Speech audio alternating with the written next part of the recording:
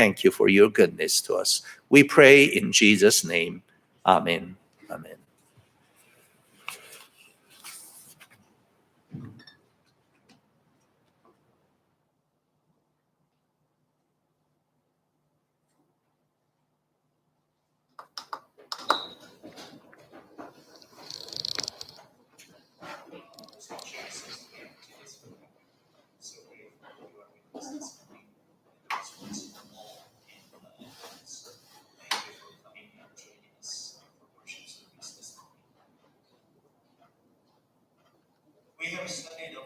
오늘 7월 4일 주일 설교는 김 목사님께서 사도행전 2장 42절에서 47절 말씀을 가지고 예루살렘 교회의 성도들이라는 제목으로 9번째 설교를 전하시겠습니다. 우리는 예루살렘 교회의 4가지 주목할 만한 특징들과 사도들이 행하는 이적과 표적을 목격한 이들에게 임한 경외함에 대하여 지난 시간에 공부하였습니다. 한편으로는 그리스도의 교회들 안에서 일어나는 영적 문제들에 대해서도 사도들에게 위임된 권한과 그들이 전한 복음의 메시지의 진정성을 확인시켜 주시는 하나님의 뚜렷한 역사심이 있었으며, 다른 한편으로는 성도의 공동체를 구성하고 강화하기 위한 성도님들의 협력하며 섬기는 노력이 있었음을 살펴보았습니다. 예루살렘의 교회를 세우는 일은 모두의 협력이 필요한 공동체의 사역이었습니다. 그것은 단지 특정 사도들이나 장로들에게만 국한된 일이 아니었습니다. 그것은 사도들과 장로들을 포함한 교회 안의 모든 믿는 성도들 모두의 일이었습니다. 그래서 42절에 그들이 흔들리지 아니하며 사도들의 가르침과 교제 안에 머물고 라고 말하였습니다. 이것이 그들의 역할과 책임이었습니다. 우리는 이 원칙을 우리 홉교회에도 적용해야만 합니다. 사도행전 2장 42절로 47절에서 우리는 예루살렘 교회 성도들의 아이덴티티를 알아보아야만 합니다. 그들은 그들의 사회적 지위 또는 부의 정도가 아니라 그들의 그리스도만을 향한 충성으로 알려져 있습니다.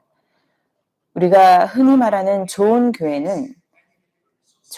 또는 나쁜 교회는 얼마나 많은 유명하고 잘 나가는 사람들이 그 교회를 출석하느냐에 달려있는 것이 아닙니다. 좋은 교회는 진실한 성도들로 이루어진 교회입니다.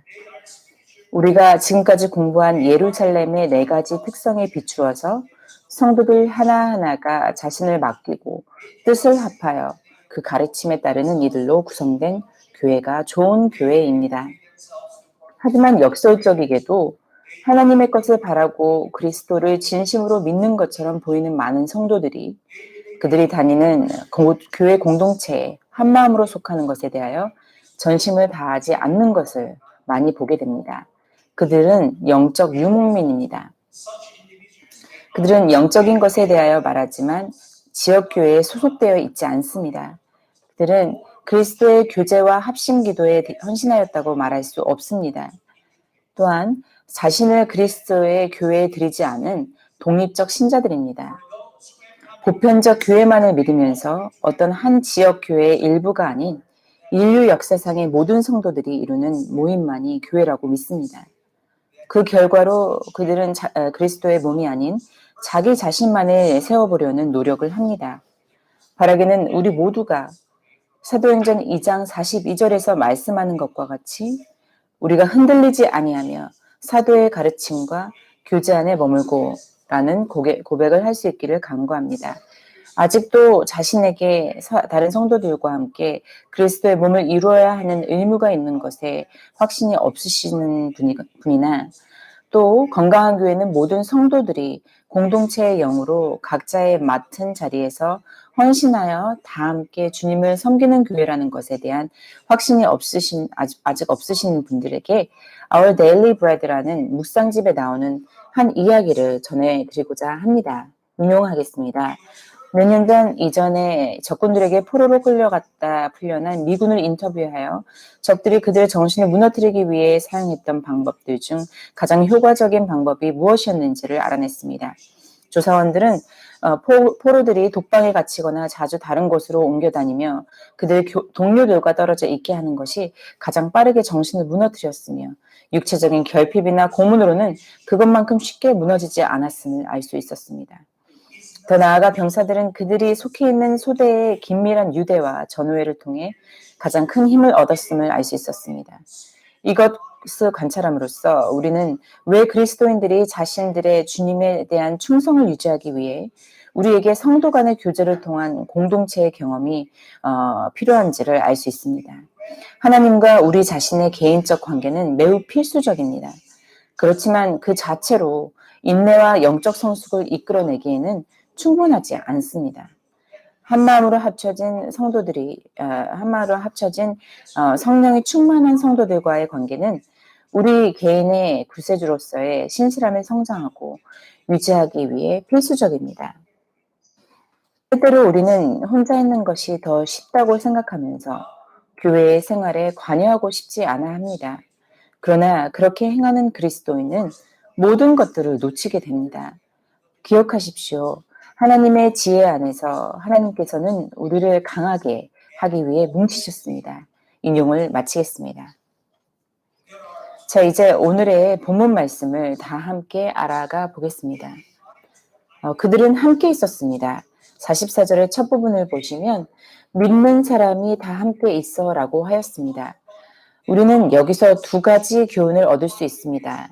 첫 번째 교훈은 이것이 예루살렘 교회의 성도들을 정의하고 있다는 것입니다. 그들은 믿는 모든 사람들이었습니다. 예루살렘 교회의 성도가 될 수 있는 자격과 그들을 하나로 묶는 매개체는 그들이 가졌던 믿음이었습니다. 그들 모두는 믿는 사람들, 신자들이라고 불렸습니다. 이것은 단순하고 일반적인 말처럼 들리지만 사실 이것은 다른 종교와 비교할 수 없는 기독교만의 심오한 진리를 담고 있습니다. 우리는 그 당시의 사람들은 그들이 속해 있었던 신분 계급에 따라 나누어지던 시대에 살고 있었다는 것을 이해해야만 합니다. 그곳에는 귀족들도 있었고 또 종이나 하인들도 있었습니다. 빈부격차가 심했고 주민들은 그들의 계층에 따라 나누어 있었습니다. 하지만 기독교 교회는 교회의 성도들에 대하여 차별이 없는 규칙을 가지고 있었습니다. 모든 사람들은 하나님 앞에서 평등했고 그들의 믿음에 의해서만 교회 신자로 받아들여졌습니다. 테이어의 그리스어 사전에서 44절의 믿음이라는 단어에 다음과 같이 정의하였습니다. 일반적으로 믿음은 사실이라고 생각하게 되다, 사실이라고 납득, 설득당하다, 신뢰하다, 확신을 가지다라는 뜻을 가지고 있습니다. 이것은 보편적으로 앞의 전후 사정에 의해 어떠한 사실이 명백하게 믿어진 것이라는 뜻을 가지고 있습니다. 하지만 신약 성서 안에서 사용된 도덕적이고 종교적인 사용된 예를 살펴보면 믿음이라는 단어는 일반적으로 어떤 내적 그리고 높은 특권과 영적인 법에 의해서 사람이 갖게 되는 확신과 신뢰를 가리키게 됩니다. 따라서 믿는 것은 무엇을 얻거나 행하는 데 있어서 도우실 수 있는 예수님과 하나님을 절대적으로 신뢰하는 것을 가리킵니다. 그것은 하나님께서 보내신 말씀의 전달자들이나 그들의 말을 믿는 것이고 특히 예수 그리스도를 받아들이는 믿음을 말합니다. 예를 들면 예수님께서 메시아, 즉 기름 부으신 하나님의 나라의 영원한 거룩하신 구원자라는 것에 대한 기쁨으로 가득 찬 믿음과 그리스도에 대한 순종과 결합된 확신을 말하고 있는 것입니다. 믿는 것에 대한 그리스도 사전의 의미들을 염두에 두며 44절 본문 구절에 주의를 기울일 필요가 있습니다. 흥미롭게도 믿는 모든 사람들이라는 부분은 무엇을 믿는다는 목적어를 제시하지 않고 있습니다. 다시 말해 그들이 무엇을 믿었는지에 대하여 말해주지 않고 있습니다. 그러므로 그들이 믿었던 것이 무엇이었는지를 알기 위해 이전 구절들을 거슬러 올라가서 살펴볼 필요가 있습니다. 직접적인 문맥을 보면 그들이 예수 그리스도를 믿었다는 것을 우리에게 보여줍니다. 베드로는 36절에서 그들이 하나님께서 자신들의 주와 그리스도로 임명한 예수님을 십자가에 못 박았다고 말했습니다. 이 말은 그들의 양심을 찔렀습니다. 그래서 그들은 베드로에게 그 해결책을 물어봤습니다. 38절에서 베드로는 그들에게 회개하고 주 예수 그리스도의 이름으로 세례를 받으라고 말하였습니다. 그들은 예수님을 거부하고 거절한 것에 대한 회개를 해야 했습니다. 그러므로 우리는 그들의 믿음의 대상이 예수 그리스도임을 알 수 있습니다. 이 믿음의 첫 번째 대상인 예수님을 믿는 믿음은 그 다음으로 그들을 또 공동체의 일원이 되기 위한 믿어야 하는 또 다른 대상으로 인도했습니다. 41절에서 그들은 하나님의 말씀을 기쁘게 받았고 세례를 받았습니다. 그리고 나서 그들은 사도의 가르침 안에 계속해서 머물렀습니다. 즉, 그들은 그리스도에 대한 메시지를 듣고 그것을 믿었습니다. 예수 그리스도를 믿는 것과 그분의 말씀을 믿는 것은 별개의 것이 아닌 하나의 믿음입니다. 우리는 복음의 말씀이 전해지는 것을 통해 예수님을 믿게 되었습니다. 하나님께서 예루살렘 교회의 성도들은 하나님의 말씀을 믿는 자였습니다. 이 사실은 우리를 다음 생각으로 이끕니다. 41절 전반부에 말씀하기를 세례를 받았던 사람들은 베드로의 메시지를 기쁘게 받은 사람들이었다라고 말하고 있습니다. 그 말씀을 전한 자와 그들이 전한 말씀도 분리되어 나오지 않았습니다. 이와 같이 42절 말씀에 그 말씀은 사도의 가르침이었다고 밝히고 있습니다. 사도들은 그 말씀을 전한 자들이었고 가르침은 그들이 전한 말씀이었습니다. 말씀이 믿음과 신뢰를 얻기 위해서는 그 말씀의 전달자가 올바른 사람이어야만 하는 것은 성경적 믿음을 위해 매우 중요합니다. 그것은 성경 말씀은 그들의 그 말씀의 전달자들에 의해 선언되어지기 때문입니다. 우리는 예루살렘 교회가 한 몸이 되어 연합되었다는 것에 관해 지금까지 나누었던 말씀들로부터 믿음의 본질에 관한 짧지만 그러함에도 불구하고 매우 중요한 결론에 도달할 수 있습니다. 예루살렘의 성도들은 하나님의 신실한 말씀의 전달자들에 의해 선포된 성경 속의 예수님을 믿었습니다. 하나님의 교회에는 다음과 같은 세 가지의 필수 요소가 있습니다. 하나는 구세주이시며 중보자이신 예수 그리스도에 대한 믿음입니다. 두 번째로는 예수 그리스도에 관한 가르침들은 반드시 성령의 도우심을 통해 성경에서 가르쳐지고 있는 것이어야만 합니다. 그리고 마지막 한 가지는 신실한 말씀의 전달자들이 성경에서 말씀하고 있는 그대로 그리스도의 이름을 선포하는 것입니다.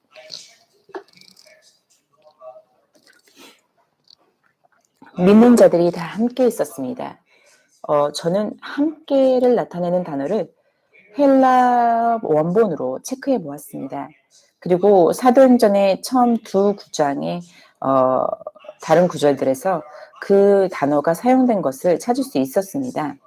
사도행전 1장 15절과 2장 1절의 말씀이었는데요. 여러분은 다른 곳에서도 이 단어가 사용된 것을 발견하실 수 있을 거라 확신합니다. 1장 15절에서의 모인 무리는 2장 1절에서 한 자리에 모였던 사람들을 가리키고 있습니다. 물론 이 두 가지 표현은 분리될 수 없습니다. 사람들이 모였으면 한 곳에서 만났을 것입니다. 이 모임은 우리가 지난 시간에 공부했던 그리스도인의 교제와 예배의 형태이며 지속적인 것이었습니다. 믿음의 사람들은 함께 모이는 습관과 방식을 버리지 않았습니다. 이렇듯 함께 모이는 것은 모든 그들의 믿음의 표식이기도 합니다. 44절 전반부를 보시겠습니다. 모든 사람들이 함께 지내며 아멘. 함께 모이는 것은 그들의 정체성을 다른 이들에게 쉽게 노출시킬 수 있었고 이것은 그들을 위험과 위협받는 가운데로 빠뜨릴 수 있었습니다. 함께 모이는 것은 그들에게 있어서 매우 불편한 일이었습니다. 그들이 그렇게 모였던 유일한 이유는 그들이 믿음 안에 있었기 때문입니다. 그들은 예수 그리스도를 믿는 사람들이었기에 서로를 끌어당기어 함께 배우고 교제하며 예배하고 기도했습니다. 이 믿는 자들의 모임은 신자들이 그리스도인의 정체성을 가지고 함께 공동체를 만들었음을 암시하고 있습니다. 이것은 교회가 예수님의 몸이고 그 교회의 구성원들은 많았으며 그 교회의 머리는 그리스도 한 분뿐이라는 것을 잘 설명해주고 있습니다.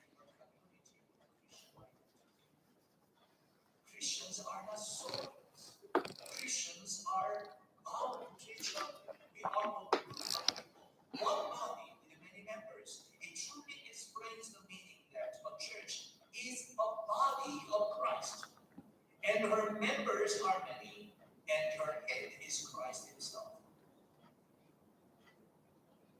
The believers gathered 두 번째 교훈은 신자들이 한자리에 모이는 것이 그리스도인들의 하나됨의 첫 번째 단계라는 것입니다. 이러한 연합됨이 없이는 그들은 그리스도인들이 그들의 소유와 물건들을 공유했던 것을 말하고 있는 44절과 45절의 말씀이 가르치는 것들로 넘어갈 수 없었을 것입니다. 우리는 예루살렘의 회신자들이 그러한 풍요를 나누는 삶을 살 수 있었다는 것에 놀라워하고 있습니다. 그것이 가능했었던 이유는 그들이 하나로 연합되어 있었기 때문이었습니다. 그들의 하나됨은 우연히 이루어진 것이 아닙니다. 그들 각자가 맡은 바 소임을 다하였습니다. 사도행전 2장 42절 전반부에 그들은 흔들리지 아니하며 라고 하였습니다. 그곳에는 그들 스스로 정한 목표를 위해 자신을 헌신하고 성실히 인내하는 공동체의 일원들이 있었습니다. 그들은 교회 사역의 구경꾼이나 방문자들이 아니라 적극적인 참여자였습니다.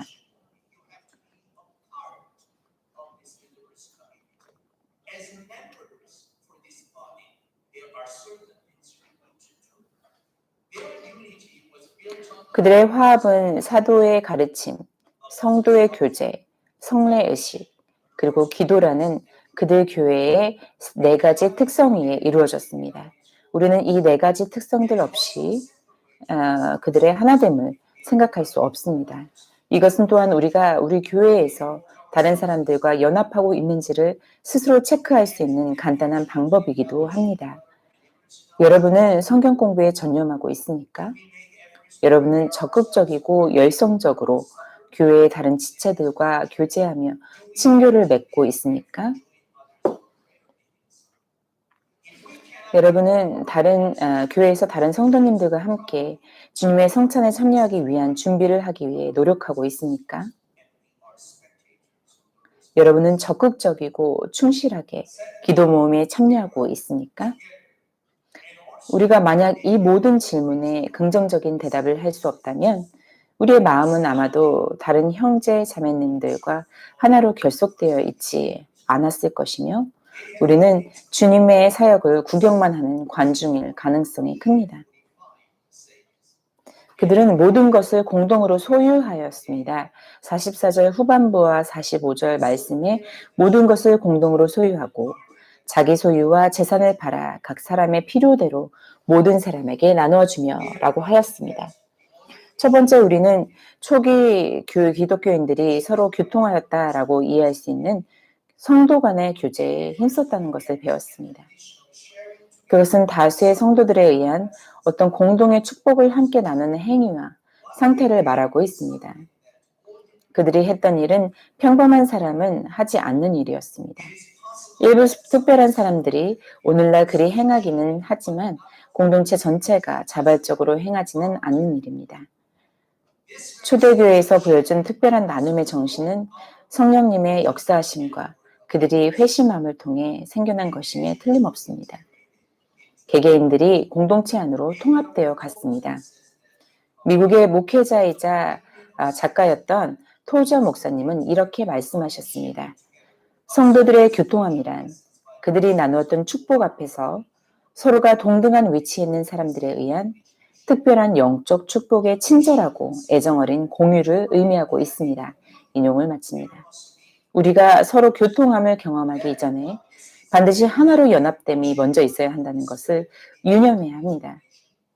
그러한 하나됨은 성령님의 거듭 남의 역사로 이루어진 신성한 일입니다. 누구든지 하나님으로부터 태어난 사람은 하나님으로부터 태어난 모든 사람들과 하나가 됩니다. 성도 간의 교통함이 모자라다라는 말은 곧 성도 간의 연합됨도 또한 부족하다라는 뜻입니다.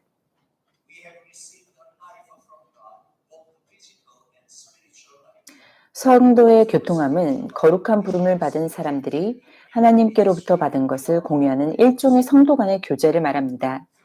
그렇다면 이처럼 우리가 받아서 나누게 되는 것들은 어떤 것들이겠습니까? 첫 번째이면서 가장 중요한 것은 바로 삶입니다. 우리는 하나님으로부터 영적 그리고 육체적인 삶을 제공받았습니다. 영적 삶을 통해 우리는 영적 여정과 사역을 다른 성도들과 함께 나눕니다. 육체적 삶을 통해 우리는 우리의 시간, 애정, 그리고 심지어 물질적인 것들도 함께 공유합니다. 우리는 서로를 섬기며 서로 사랑하고 서로의 짐을 나누어 집니다. 그리고 실질적인 의미로 우리는 우리가 가진 것을 그렇지 못한 이들과 나눕니다.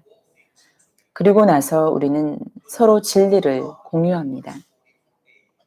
우리는 성도들의 물질적 소유의 나눔에 대해 다룰 것입니다. 그것을 다루기 전에 우리가 지금까지 살펴온 것과 같이 성도들은 이미 다른 많은 것들을 공유하며 나누었다는 것을 기억하여야만 합니다. 두 번째로 그들은 모든 것을 함께 공유했습니다. 44절 후반부에 모든 물건을 서로 통용하고에서 common이라는 단어는 어떤 소유물을 함께 나누는 것이나 서로 이익을 나누는 관계를 의미합니다. 여기서 모든 물건이라는 단어는 어떤 물건, 대량 공동사업 또는 확장의 총체적 의미를 담고 있습니다. 이것은 성도들이 자신의 소유들을 자신의 것으로만 여기지 않고 필요에 따라 모든 사람이 함께 공유할 것으로 여기고 나누었음을 의미합니다. 이러한 행동은 공산주의의 모습이 아닙니다. 이것은 자발적인 행위였습니다. 어떤 중앙 권력에 의해서 회중들에게 그렇게 하도록 강요되고 그런 것이 아니었습니다. 성도들은 때때로 자발적으로 자신의 재산을 팔아서 나누었습니다. 우리는 성경이 사적인 재산권을 인정한다는 것을 알아야 합니다. 사도행전 5장 4절에서 이렇게 말합니다. 땅이 그대로 있을 때에는 내 땅이 아니며 판 후에도 내 맘대로 할 수가 없더냐. 어찌하여 이 일을 내 마음에 두었느냐. 사람에게 거짓말한 것이 아니오 하나님께로다. 아멘. 성도들이 자신의 재산을 나누는 것은 일부 이념이 내세우는 것과 같은 평등한 분배가 아니었습니다. 사실상 이러한 나눔은 개인의 필요에 따라 행해졌습니다. 45절에서 이렇게 말합니다. 또 재산과 소유를 팔아 각 사람의 필요를 따라 나눠주며 아멘. 초대 교회의 기독교인들의 연대는 자신의 소유물을 지키려는 타고난 본능을 훨씬 뛰어넘어 가난한 이들을 긍휼함을 가지고 가지지 못한 자들을 위해 기꺼이 자신의 소유물을 나누도록 하였습니다. 우리는 또한 유대인들 가운데에는 빈곤했던 자들이 있었음을 우리는 또한 유대인들 가운데에는 빈곤했던 자들을 돌볼 수 있는 방법과 수단들을 제공했던 모세의 율법들이 있었음을 알고 있습니다. 그리고 또한 신약을 보면 예루살렘에는 남에게 구걸하는 많은 거지들이 있었음도 알 수 있습니다. 이것은 그 당시에 가난한 이들을 돌보는 일이 제대로 행해지지 않았다는 것을 보여주고 있습니다.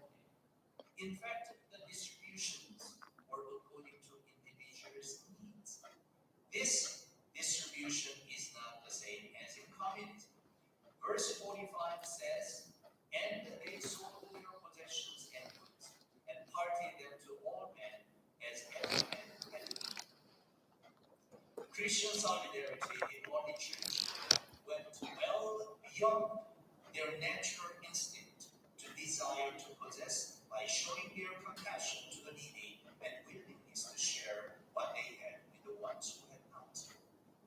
We also admit that there are many Mosaic laws that provide ways and means for taking care of all cases And also we recognize that we find many beggars in Jerusalem in the New Testament, which indicates that helping the needy is not probably well practiced. The spirit of compassion 긍휼한 마음이 성도들 가운데서 우러나왔고 그들은 그리스도 안의 형제들의 필요와 어려움에 대해 무관심하지 않았습니다. 실제로 사도행전 후반부를 보면 우리는 많은 교회들이 경제적으로 어려워하는 자신들의 모교회인 예루살렘 교회를 지원하기 위해 기금을 모았다는 것을 알 수 있습니다. 오늘날의 교회 가운데서도 이 같은 동기를 바탕으로 한 행위들이 여전히 행해지고 있습니다. 바울은 고린도후서 8장 9절에서 그리스도에 대해 우리 주 예수 그리스도의 은혜를 너희가 알거니와 부요하신 이로써 너희를 위하여 가난하게 되심은 그의 가난함으로 말미암아 너희를 부요하게 하려 하심이라. 아멘. 고린도후서 8장 9절을 다시 한번 함께 보시겠습니다. 고린도후서 8장 9절 우리 주 예수 그리스도의 은혜를 너희가 알거니와 부요하신 이로써 너희를 위하여 가난하게 되심은 그의 가난함으로 말미암아 너희를 부요하게 하려 하심이라. 아멘. 그 위에 바울은 이렇게 말을 이어갑니다. 고린도 후서 8장 14절에서 15절 말씀입니다. 이제 너희의 넉넉한 것으로 그들의 부족한 것을 보충함은 후에 그들의 넉넉한 것으로 너희의 부족한 것을 보충하여 균등하게 하려 함이라. 기록된 것 같이 많이 거둔 자도 남지 아니하였고 적게 거둔 자도 모자라지 아니하였느니라. 아멘. 이 말씀에 따르면 많은 부유한 자들은 자신이 가진 것 가운데 많은 것을 내어놓았고 다른 이들 또한 자신이 가진 것을 내어놓았습니다. 그것이 바로 얼마 전에 우리 교회가 해외에서 고통받고 있는 우리의 형제들을 기억하고 구제하기 위해 감사헌금을 모아 전달했던 이유이기도 합니다. 저는 여러분이 다른 이들을 구제하는 사역에 최선을 다하셨기를 바랍니다. 물론 우리는 앞으로 계속해서 이와 같은 구제 사역을 할 수 있는 더 많은 기회를 갖게 될 것입니다. 나눌 수 있는 것은 우리의 특권입니다.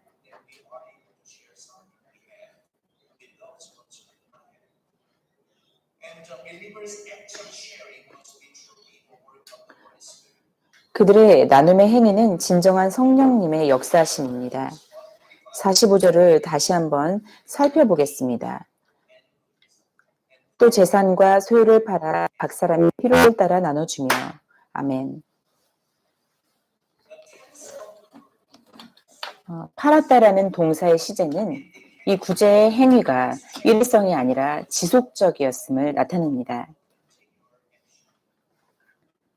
가난한 이들의 필요를 채워줄 수 있는 기회와 수단이 생길 때마다 이러한 고귀한 도움의 행위를 계속해서 행했습니다. 이런 지속적인 친절은 성령의 열매임이 분명합니다. 이것은 다른 이의 필요를 우리가 가진 것으로 채워가는 사랑의 행위입니다.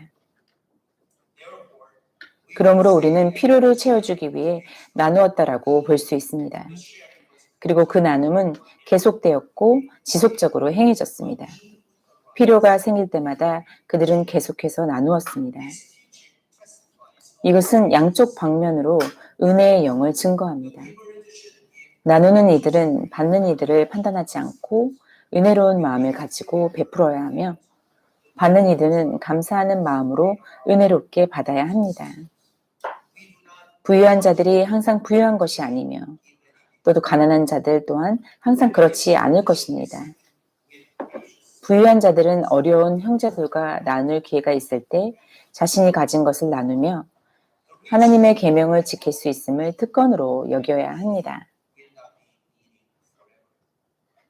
그들은 반드시 베풀 수 있는 풍성함을 허락해 주심에 그리고 나눌 수 있는 특권을 주심에 주님께 감사해야 합니다. 받는 이들은 또한 그리스도 안에 형제의 친절함을 받을 수 있는 것을 특권으로 여겨야 합니다. 그들은 이처럼 베푸는 형제와 자매들로 인해 하나님께 감사해야 합니다. 그것은 서로 간의 성숙함을 필요로 합니다. It requires mature spirit on both sides. And the believers were willing to sacrifice themselves. 그들은 궁핍한 형제들의 필요를 채워주기 위해 기꺼이 자신을 희생했습니다. 그들이 한 행위는 그들 가운데 임하신 하나님께서 역사하심의 증거가 되었습니다. 성령님의 역사하심으로 믿음을 얻게 되었을 때 그들의 삶 속에서 성령의 역사 열매들은 결실을 맺게 됩니다.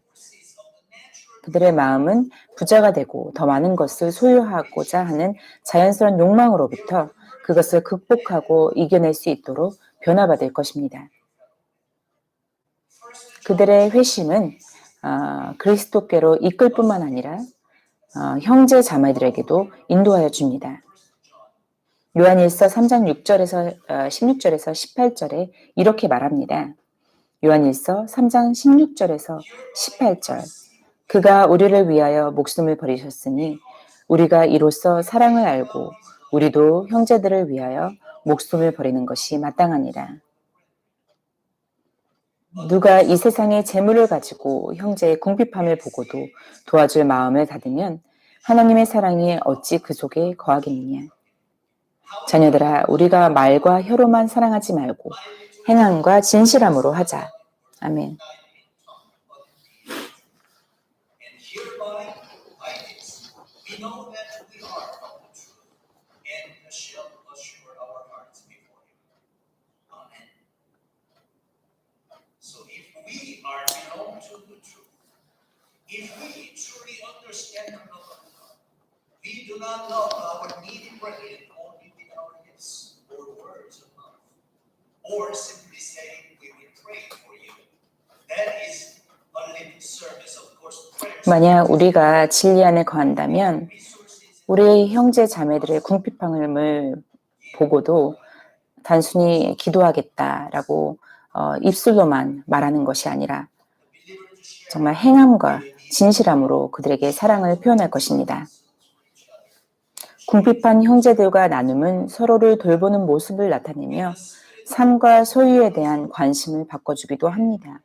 성령께서 그들의 마음에 문을 여사 영생의 안목을 주시고 우리가 자주 노래하듯 이 땅의 것들은 그분의 영광과 은혜의 빛 속에서 희미해집니다.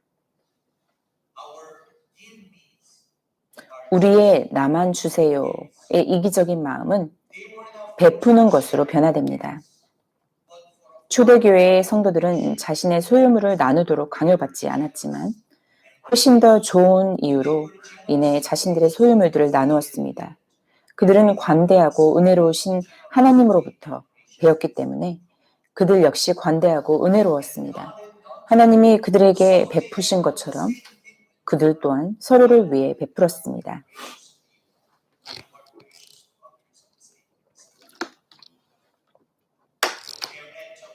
그들의 나눔은 힘에 넘치도록 한 것이었습니다. 그들이 어려운 형제들과 나누기 위해 판 것은 소유와 재산이었습니다. 흥정역에서는 소유와 재산이라고 번역하였고 공동번역과 새번역에서는 재산과 물건이라고 번역하였습니다.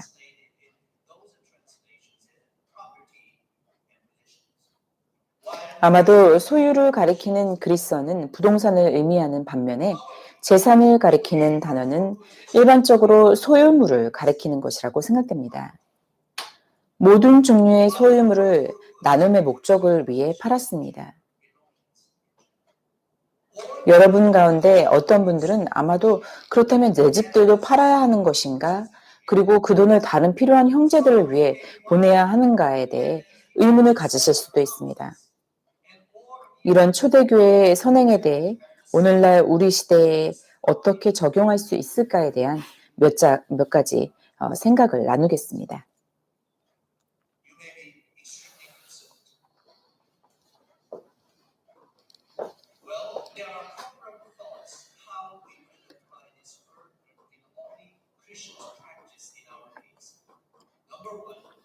바울은 우리의 책임에는 우선순위가 있다고 조언합니다.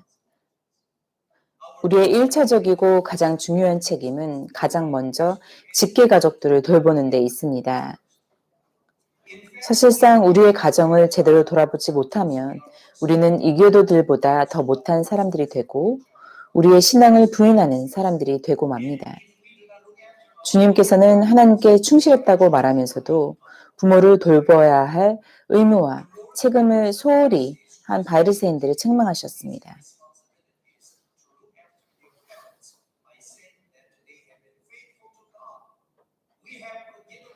Whatever they need to give to God, we have given it. Oh, therefore, parents, you do not have to worry about us. Your portions are also given to God. And Jesus said that you are. 다른 말로 하면 그들은 하나님께 봉헌하였지만 자신들의 부모의 필요를 채워주지 못했습니다. 바리새인들은 그렇게 행동함으로 부모를 공경하라는 하나님의 계명을 이행했다고 생각했습니다. 예수님은 그들은 위선자일 뿐이라고 말씀하셨습니다. 그들은 입술로 하나님을 경외하였지만 그들의 마음은 하나님으로부터 멀어져 있었습니다. 그러므로 우리는 우리의 가족의 필요를 돌보지 않은 채 다른 사람들에게 모든 것을 내어주는 것은 무책임한 행동임을 알 수 있습니다. 그러므로 제가 오늘 여러분에게 여러분과 제가 집을 내놓아 팔고 우리는 홈리스가 돼야 한다고 설교하고 있는 것이 아닙니다. 우리는 이러한 소유물을 나누었던 일들이 한시적인 것이었고 또한 자발적으로 이루어진 것이기 때문에 소유물을 나누었던 것이 공산주의의 어떤 초석이라도 된 행위로 생각해서는 안 된다는 것을 알아야만 합니다. 예루살렘 교회는 다른 교회들로부터 재정적 지원을 지속적으로 받아야 할 정도로 결핍되어 있었습니다. 우리에겐 이것이 얼마나 오래 지속되어 행해졌는지에 대해 알 수 있는 증거가 없습니다. 또한 소유물을 나누는 것이 어떤 거룩한 제도로나 혹은 자발적으로 자기를 부인하는 것을 실천하는 방법으로 여김으로써 개인의 모든 소유물을 강제로 포기해야 하는 의무로 언급한 곳은 그 어디에서도 찾을 수 없습니다. 초대 교회 성도들이 자신의 재산을 팔아 그 수익금을 공동으로 소유한 것은 아마도 초대 교회 성도들이 주님이 속히 돌아오셔서 그분의 왕국을 세우시기를 기대했다는 것을 암시하고 있는 것일 수도 있습니다. 이러한 생각들이 이러한 선행이 왜 계속 지속되지 않았는지에 대한 설명이 될 수도 있습니다. 얼마나 필요하고 얼마나 그렇다면 우리 마음속에 또 한 가지 생각이 들게 됩니다. 얼마나 필요하고 얼마나 많이 나눠야 합니까? 그것은 모두 우리의 인생의 철학에 달려있다고 생각합니다. 그것은 또한 삶의 방식의 선택의 문제이기도 합니다. 그것은 또한 돈과 재산에 관한 우리의 관점과도 관련이 되어 있습니다. 성경적인 베품은 또한 희생적인 베품이라는 것입니다. 금일은 어려움에 처한 형제들을 돕기 위해 우리의 소유물을 내어놓는 열쇠입니다. 부유한 자는 더 많이 나누고 궁핍한 자는 최선을 다하는 것입니다.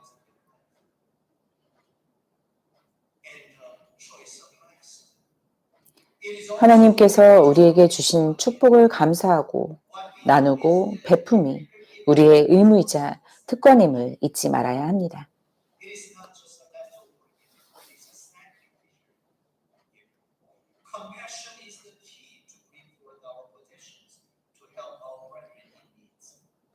다시 말하지만 성경적인 나눔, 베품은 희생적인 베품을 의미하고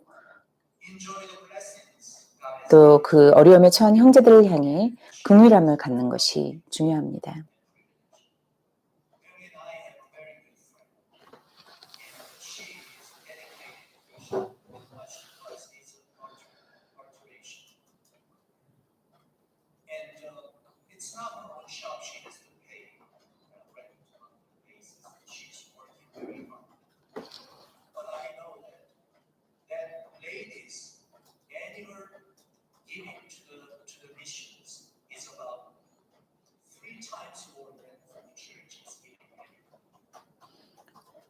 저와 제 아내에게는 신앙 가운데 만난 좋은 친구가 한 명 있는데요.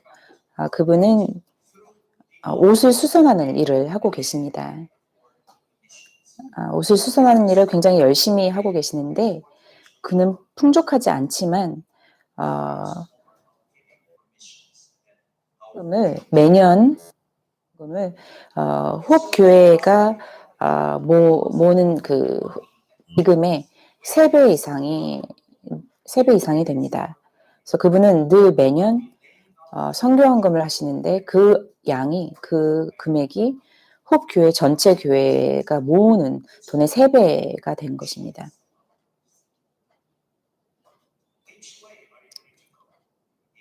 이것은 그분이 그렇게 살고자 선택하신 것입니다. 그분은 진실로 하늘의 상급을 쌓고 계시는 것입니다.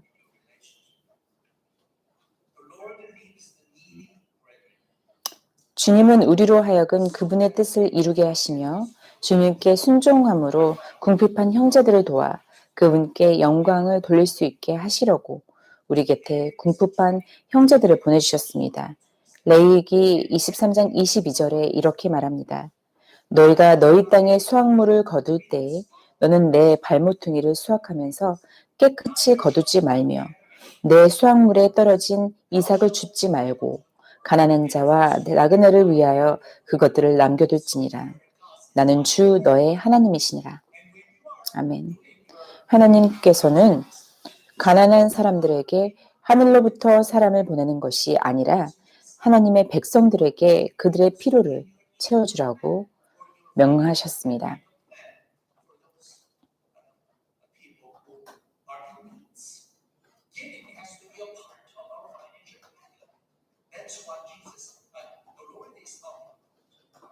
예수님께서는 우리가 여러 가지 그 경제적인 계획을 짤 때 반드시 나누는 것, 베푸는 것 또한 계획을 짜라고 하십니다.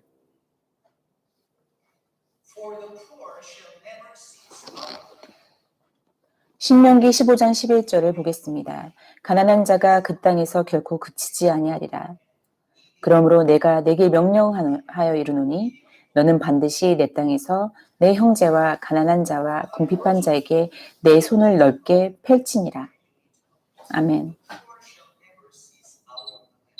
여러분, 이 성경에서 말하고 있는 이 사실을 잘 기억하시기 바랍니다. 가난한 자는 이 땅에서 결코 그치지 아니할 것입니다.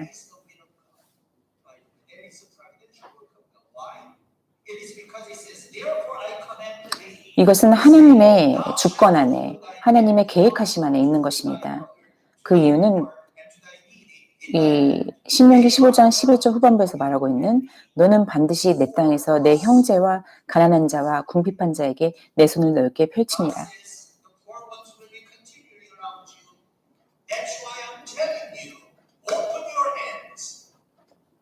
가난한 자가 이 땅에서 결코 그치지 아니하리니 하나님께서는 우리에게 손을 넓게 펼치라 라고 명령하고 계십니다.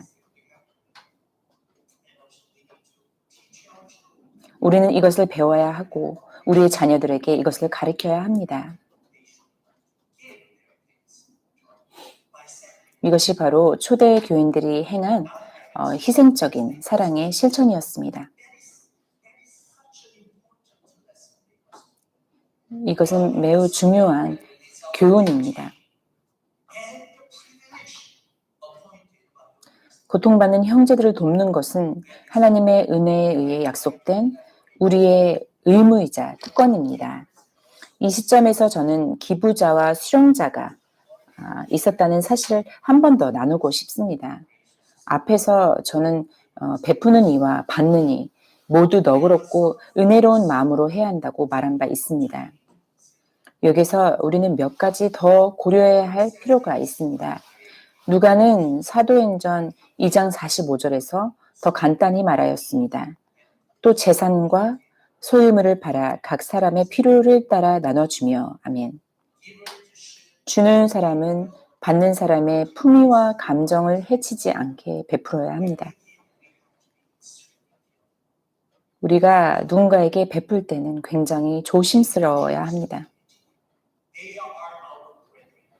그들은 우리의 형제이며 그들은 거지들이 아닙니다.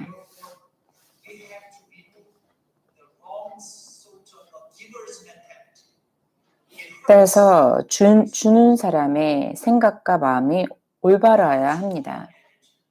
Giving has to be 잘못된 태도로 그 배품을 하거나 나눌 경우에 그 받는 이의 감정을 상하게 할 수도 있습니다. tend to have their own mentality. 주는 이들은 받는 이들의 궁핍함, 언행, 삶의 상황을 잘못 판단하고 오해하게 되는 경향이 있습니다.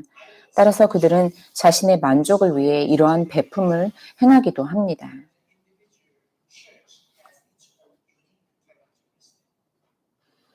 some churches, the givers, receiving their gifts is a burden. And there was no joy. It is because of givers' way of treating me as a mission. Some churches 주는 자의 그 태도가 올바르지 않을 때 받는 자들에게 그것이 짐이 될 수 있고 감정을 해치게 될 수도 있습니다. 그래서 어떤 분들은 그것을 받을 때 굉장히 무거운 마음으로 마음을 느끼시는 분들도 있습니다. seal mission becomes a burden. Givers' attitude is extremely important. It has to be courageous. We give. It is because God is giving us. So we are 주는 자의 태도는 as if we are the 은혜로워야 하고 하나님께서 예수님께서 우리에게 베푸셨기에 우리도 또한 그것을 나눈다라는 그런 마음 자세를 가져야 합니다. thus sometimes 이것은 하나님의 축복을 함께 나누는 것입니다. recipients. 이럴 때 받는 이들은 수치심을 느끼거나 제공자의 동기를 잘못 해석할 수도 있습니다. 주는 이와 받는 이 모두 마음속에 은혜가 필요합니다. 베푸는 이들은 도움이 필요한 이들이 있기 때문에 베푸는 것입니다. 받는 이들은 그들의 필요로 인해 이러한 도움을 받는 것입니다. 이 둘 다 하나님의 은총에 감사해야 합니다. Givers give because there are people. The people in need give the gifts because of their needs. Oh, glorify God. His grace. Believers in the body church. 결론을 맺겠습니다. 초대교회 성도들은 배우고 예배하고 교제하고 기도하기 위해 함께 모이고 헌신했습니다. 그러한 모임을 통해 서로를 세워주고 변화받으며 서로를 더 잘 알게 되었습니다. 하나님은 어려움에 처한 형제들을 돕기 위해 그들의 마음을 열고 움직이셨습니다. 그들은 다른 사람들의 필요를 채워주기 위해 자신들이 가진 것을 팔았습니다. 그러한 성품은 참으로 하늘의 것입니다. 예루살렘 교회는 어떤 건물 속에 있던 것이 아니라 사람들의 마음과 생각 속에 있었습니다. 가장 진정한 의미에서 그리스도께서 그들의 교회의 머리가 되시고 성도 자신들이 바로 교회였습니다. 그러므로 우리가 바로 이 홉 교회를 이루며 우리는 함께 모여 하나님의 교회가 마땅히 해야 할 일을 해야 합니다. 나누며 서로를 돌보는 것은 우리의 사역 가운데 매우 중요한 부분입니다.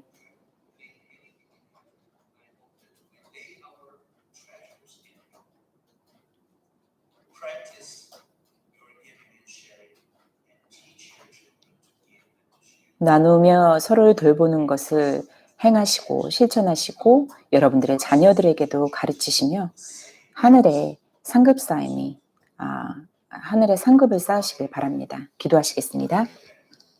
For the examples we learn from early Christians in Jerusalem church. Dear Lord, help us to be gathered together with one united heart and mind. Dear gracious Lord, we do thank you for the early Christian church sharing spirit. Dear Lord, we know that they were under persecutions and their life was not easy, but they sold their things in order to share what they had with those brethren who were in need. Dear gracious Lord, fill our hearts with Christian compassion and love. Thus we may practice our love